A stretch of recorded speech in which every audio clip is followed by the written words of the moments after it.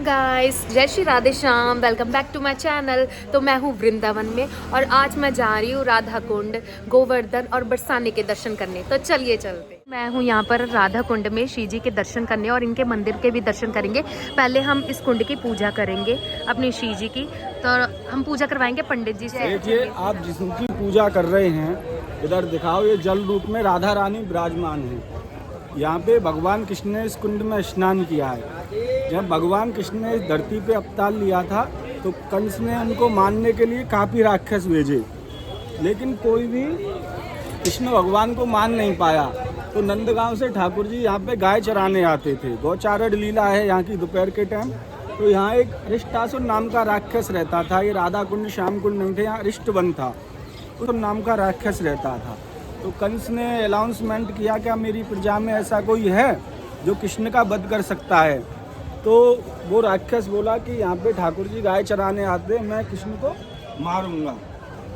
तो उस राक्षस ने क्या किया, जैसे ही ठाकुर जी यहाँ गाय चराने आए कृष्ण भगवान, तो उस राक्षस ने गाय का रूप ले लिया, बछड़े का। तो बछड़े का रूप लेके जितने भी यहाँ ग्वाल वाल थे उन सभी को मारने लगा। तो ग्वाल वाल तो समझ नहीं पाए, तो ग्वाल वाल ठाकुर जी के पास गए कि हे प्रभु, कोई गाय पागल हो गई है जो सभी ग्वाल वालों को मार रही है और गाय को मार रही है। तो कृष्ण भगवान आए, उन्होंने देखा कि अरे ये तो गाय रूपी राक्षस है। जब तक वो कुछ कर पाते कृष्ण भगवान, जब तक उन्होंने ठाकुर जी की तरफ छलांग लगा दी मारने के लिए, तो उन्होंने पूंछ पकड़ के उसका वध यहीं कर दिया राक्षस का। तो उन पे गौ हत्या का अपराध लग गया। उसी गौ हत्या की मुक्ति के लिए राधा रानी बोली कि आपने गौ हत्या की है, आप गौ हत्यारे हो, आप हमसे दूर रहो। जितने भी ब्रजवासी थे उन्होंने सब ठाकुर जी ने अलग कर दिया ठाकुर जी को। तो राधा रानी से कृष्ण भगवान ने प्रार्थना की, कोई ऐसा उपाय बताइए जिससे मेरी गौ हत्या से मुक्ति मिले। तो राधा रानी बोली, जितने भी हमारे भारतवर्ष में तीर्थ हैं, आप सारे तीर्थों में जाओ और स्नान करके आओ, जब आपको गौ हत्या से मुक्ति मिलेगी। तो ठाकुर जी बोलते हैं, भाई मुझको ब्रज बहुत प्रिय है, मैं अपने ब्रज को छोड़ के कहीं नहीं जाऊँगा। तो राधा रानी बोलती हैं, आप ब्रज को छोड़ के कहीं नहीं जाओगे तो आपको गौ हत्या से मुक्ति नहीं मिलेगी। तो राधा रानी से ठाकुर जी ने आग्रह किया कि मैं ऐसा करता हूँ, सारे तीर्थों को इधर ही बुला लेता हूँ। तो राधा रानी से बोले, आप एक कुंड का निर्माण करिए। तो इस कुंड के अंदर भी एक कुंड है, कंकन कुंड। वो कुंड राधा रानी ने अपने हाथ के कंगन से बनाया है। इधर श्याम कुंड है, ये ठाकुर जी ने मुरली से बनाया और दोनों का संगम है। इधर से राधा कुंड श्याम कुंड दोनों जुगल रूप में विराजमान है। एक प्राण दो देही, राधा कृष्ण स्नेही। तो ये कुंड राधा रानी ने बनाया, ये कान्हा जी ने बनाया, दोनों का संगम किया ठाकुर जी ने अपनी मुरली से।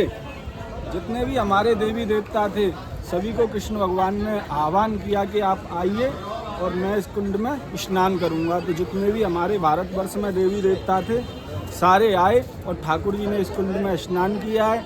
उस स्नान करने से औरी अष्टमी वाले दिन स्नान किया था ठाकुर जी ने रात्रि में 12 बजे। यहाँ कुंड पे बहुत बड़ा मेला लगता है। ठाकुर जी ने इस कुंड को वरदान दिया है, जो भी इसमें पूजा अर्चना करेगा उसकी सभी मनोकामना पूर्ण होंगी।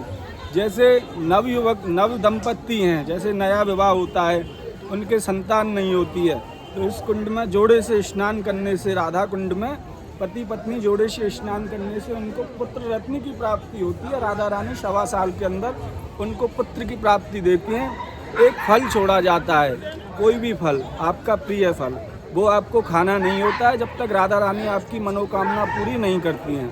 जब राधा रानी आपकी मनोकामना पूर्ण कर देती हैं उसके बाद वही फल दोबारा छोड़ा जाता है अपने बच्चे के हाथ से और फिर उस फल को खा सकते हैं। यह राधा कुंड श्याम कुंड की महिमा है। बोलो राधा रानी की जय। जय श्री राधे। तो इसके बाद मैं चली गई थी श्री जी के दर्शन करने, जो राधा कुंड का मेन मंदिर है, जहाँ पर हमारी श्री जी और हमारी कृष्ण कन्हैया लाल ये देखिए दर्शन के लिए कितने सुंदर लग रहे हैं। होली के महोत्सव के कारण ये मंदिर भी बहुत अच्छे से सजाया हुआ था। आप देख ही सकते हैं कितना प्यारा लग रहा है मंदिर सारा। राधा कृष्ण के दर्शन तो अच्छे से हो गए थे, अब बारी थी इनको रंग समर्पित के साथ अपने दर्शन भी किए श्री हरिदास जी के। तो होली की शुरुआत हो चुकी है और आपने देखा कि कितनी सुंदर जगह पे हुई है, और वो है मेरे राधा कुंड में। और अभी मैं जिसके पास खड़ी हूँ वो है श्याम कुंड। ये देखिए, श्याम कुंड के दर्शन कर लिए, राधा कुंड के दर्शन कर लिए, सबके दर्शन कर लिए अच्छे से।